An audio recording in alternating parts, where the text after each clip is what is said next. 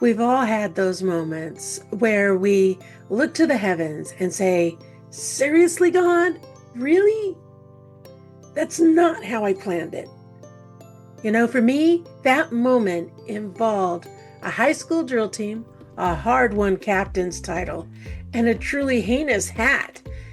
And the photograph will be evidence of that, which I'll share if you stay to the end of the video.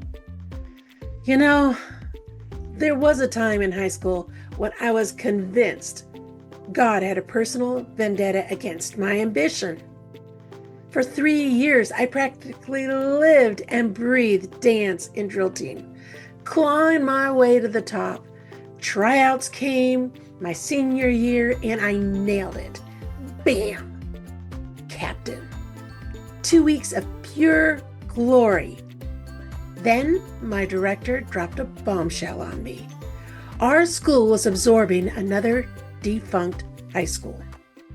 My immediate, very mature thought was, what's that got to do with my perfectly earned position? Turns out, everything. She then informed me, with a sympathetic tone usually reserved for when you tell your goldfish went to a better place, that their captain was now going to take my spot.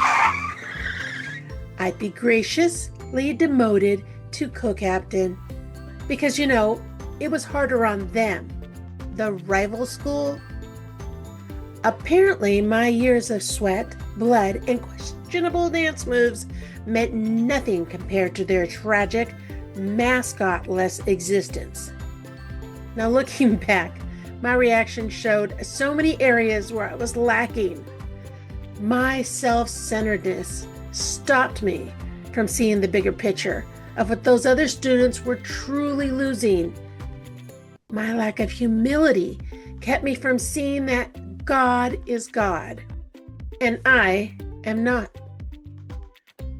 It made me believe my plan, my hard work, and my earned position were the ultimate authority, and it was blinding me to God's absolute right and wisdom to rearrange all the circumstances, even if it went against my own desires, my own dreams. I couldn't see my own fallen nature, my need for grace, or that all the gifts come from God. I didn't care that I needed to grow in character, even though I was technically skilled dance-wise. And this lack of humility also made me judge and dismiss the rival school, preventing me from seeing them as fellow humans equally deserving of compassion and welcoming them simply because my own position was prioritized above them, their well-being. I couldn't see the co-captain role as an opportunity to embrace grace, extend kindness, or serve new team members. No matter the title, I truly couldn't see from God's perspective or see others through the lens of His grace and His purpose. Then there was my impatience and lack of trust in God's timing and His plan. I couldn't see any wisdom of His unfolding in this plan that was happening before me, or that His timing was precise for both the integration of the school and my personal growth.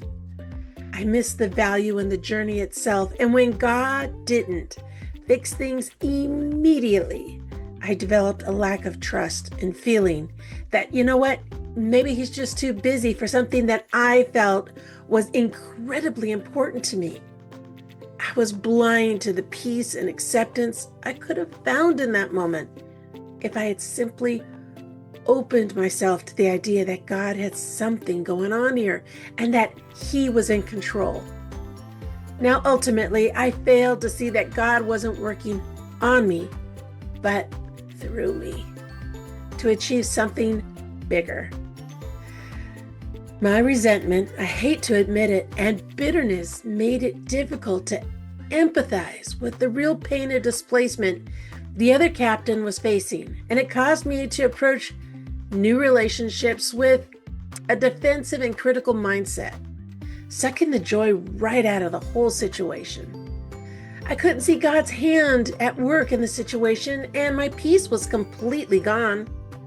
And finally, my judgmentalism kept me from seeing the full scope of the other's loss, and it hindered me from seeing them as individuals with needs. It stopped me from extending genuine welcome and understanding, and I couldn't fully see that God likely wanted me to be an instrument of comfort and inclusion for these new students rather than a gatekeeper of my own perceived domain. I wanted to scream. I wanted to pull out a spreadsheet detailing my hours of sacrifice to my director, but before I could unleash my inner drill team diva, she delivered the final blow with her announcement.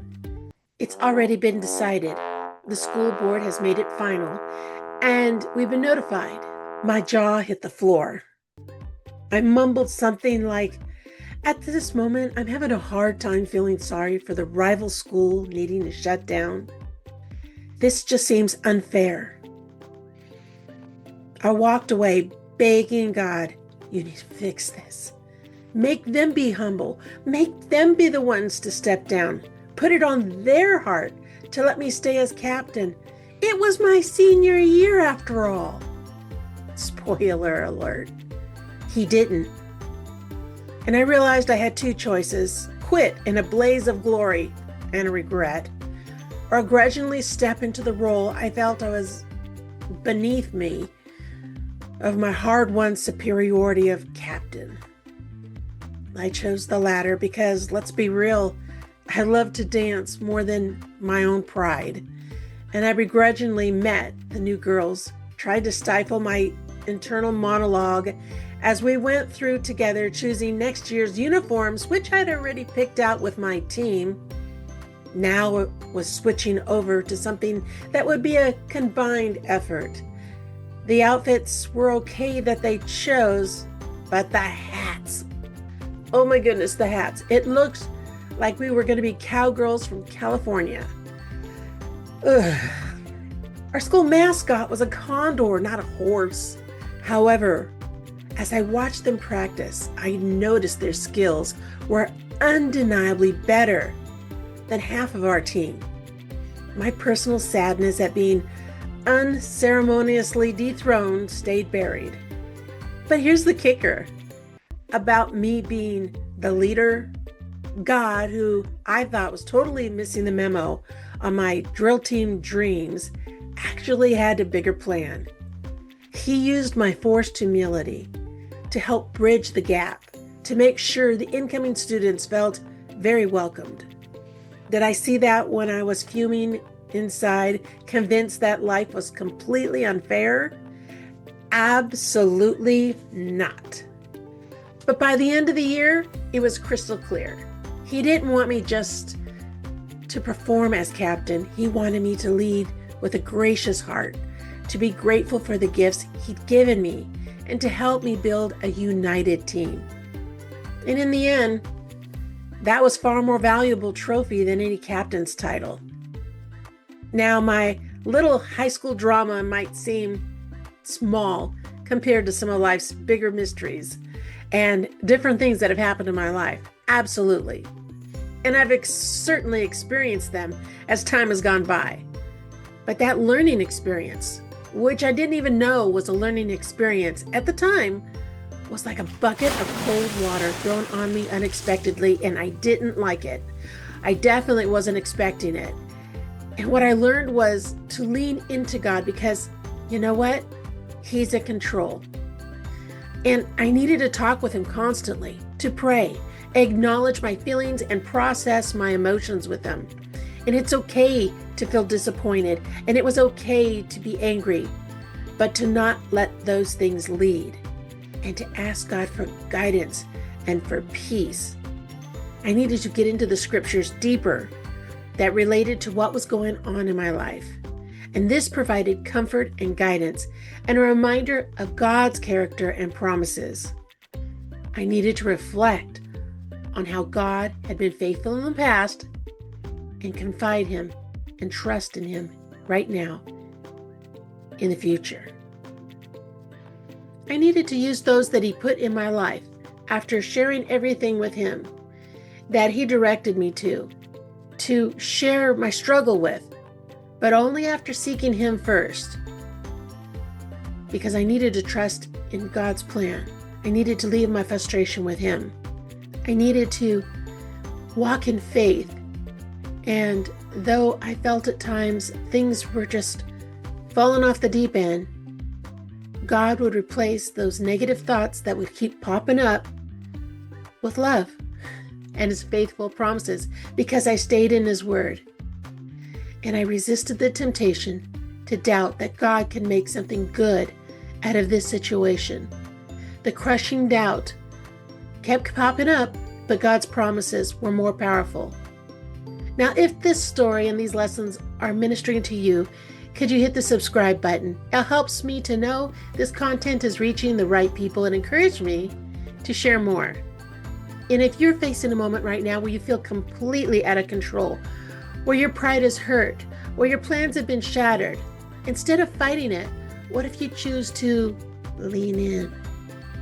What if you truly surrender your expectations and trust God is weaving a tapestry far more beautiful than anything you could have imagined? Take that first step today. Talk to him. Open your heart. Open his word. And watch how he transforms the disappointment into purpose.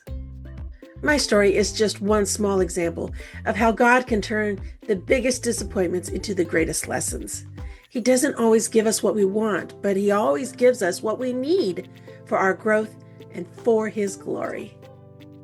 So whatever not how I planned it moment you're facing right now, you can fume, you can resent, or you could choose to lean into the one who holds all things in his hands. And when you do, you'll find not just peace, but a purpose far grander than any title or personal ambition. What will you choose today? And here's that picture I promised you. Remember, because he lives, it does change everything.